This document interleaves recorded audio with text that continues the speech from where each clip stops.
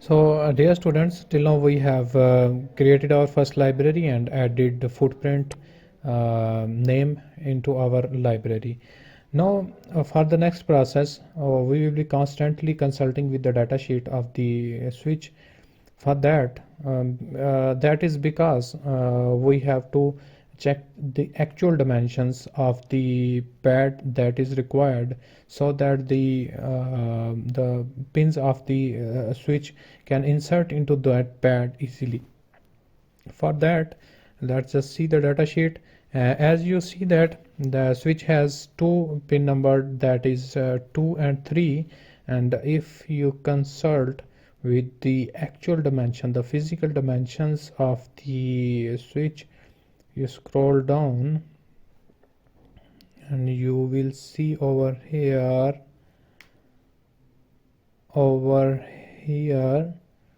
that the spacing between the two pins is 4.7 mm. For each type of the switches, it's a single pole. For single pole it is 4.7 mm, and that is the pitch between the two pins. Then for ease of placement, we have to adjust the grid so that it matches the pad spacing. Over here you can see, let me just move a little side, and this one also over here. So as both the pins are 4.7 mm apart, so let's just adjust our grid so that we can easily place our component. For that, you can change the grid by going to view. In this view, this will open up the grid properties, and over here you can change user defined grid for size of x and size of y, and hit OK. The second way is to go over here on the top toolbar, click on this and click this edit user grid, and this will open up the grid settings. Then over here you have to choose 4.7 mm, and similarly for y 4.7 mm, and then hit OK. And after doing that, on the top toolbar, go over here and you see over here user grid 4.7 mm. You have to then choose this grid for adding your pads.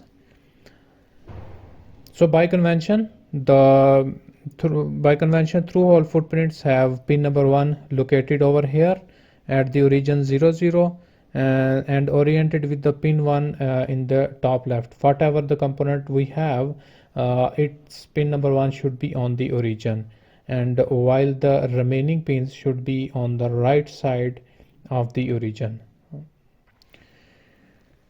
As this switch do not have pin number 1, so we will be starting by adding pin number 2, or the pad number 2.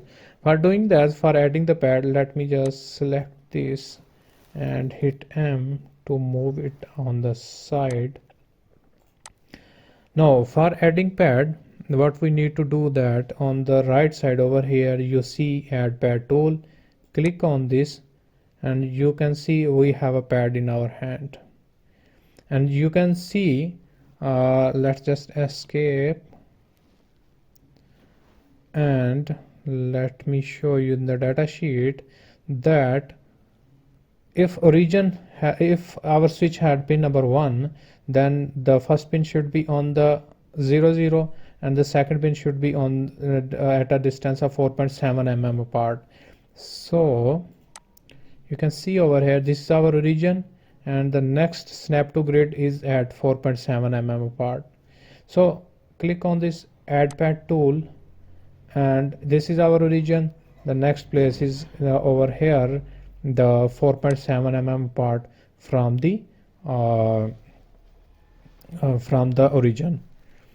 And if pin number 2 is over here, let's just hit escape and click on this pin number 1, right click over here and go to properties, and in the properties,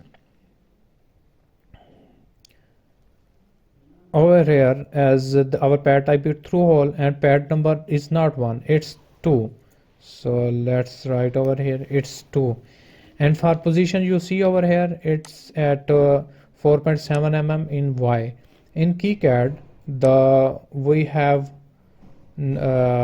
positive Y direction toward downwards and a negative Y direction upwards. So over here you can see we have added the X and Y position of our footprints and choose pad shape as circular. Now the next thing that is very critical, that is the hole shape. If you check datasheet and let's just scroll down to see the dimensions of the pin that is going to be inserted into the PCB. Over here we just approaching it.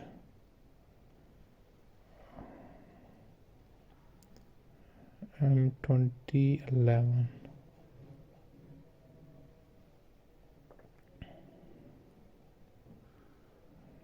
Over,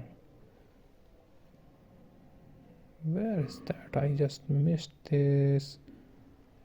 Over here you can see these are the pins that have to be inserted into the PCB. These have a width of 1.17 mm and thickness of 0.8 mm. So if we have a circular pad, then our diagonal maximum pin dimension would be of 1.42 mm. So in the hole size, the diameter should be 1.42 mm, but with the addition of some space so that we can insert a pin into this easily. So 1.42 mm plus 0.2 mm, and this will come out 1.6 mm. If I hit OK, you will see warning, pad holes will leave no copper. Oh, hit edit. Now the next thing you can see over here, it's 1.62, and the next thing is the diameter of the shape, the total pad, that is the diameter of hole plus the annular ring. The annular ring, let's say I want to have a width of annular ring that is 0.15, and on both the side of diameter that would be 2 into 0.15. Now let's hit OK. Now it will not the warning will not pop up. That was saying that the hole is greater than the annular ring.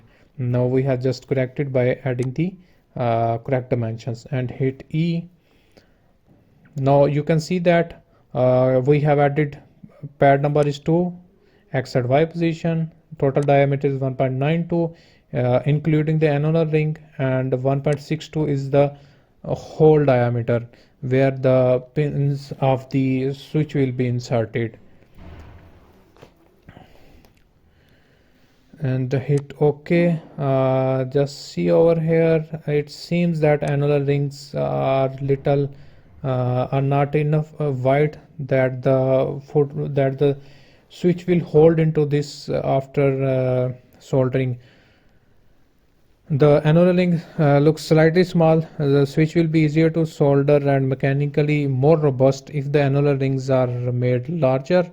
So increase the annular ring thickness by going into its properties. It is the footprint property. Select this pad, hit E, and let's increase the annular thickness by increasing the diameter.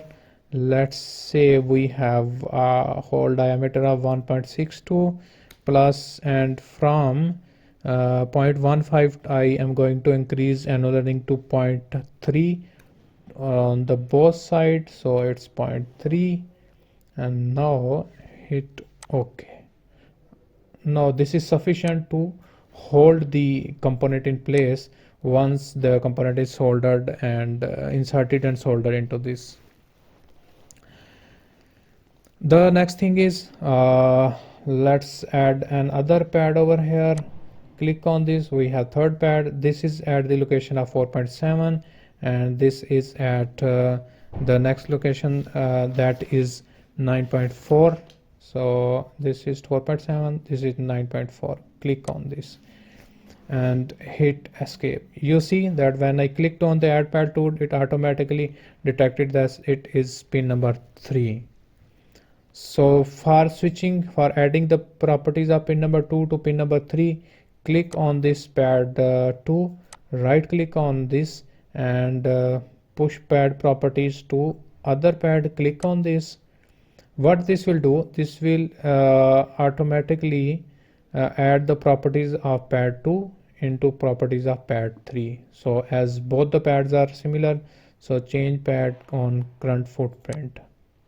So both the pad 2 and pad 3 have now similar same hole diameter and same pad diameter. So make sure that you save your work. In the next videos we are going to design some outlines and some graphics into our this footprint.